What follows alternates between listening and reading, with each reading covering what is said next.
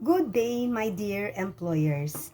I'm Miss Babylina A. Kabakungan, 44 years old, and residence in Santa Rosa, Laguna. I am a single mother, blessed with a 14 years old daughter. I am college undergraduate, and I am a hardworking, honest, trustworthy, and a caring, loving person. I have worked in many countries like Singapore, Malaysia, Taiwan, Hong Kong, and Cyprus.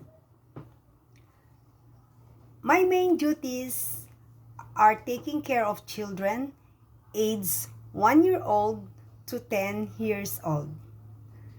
The last employment I have was in Cyprus year 2019 to 2003, so that is 3 years, and I take care of Alzheimer patient.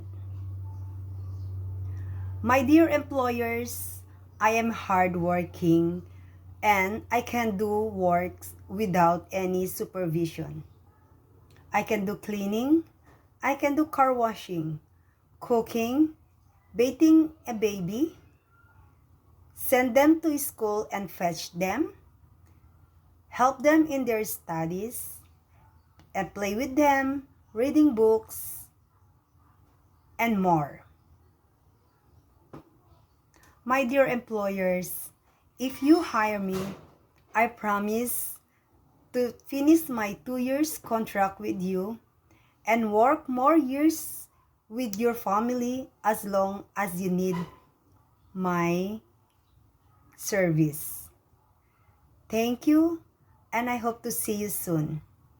Good day.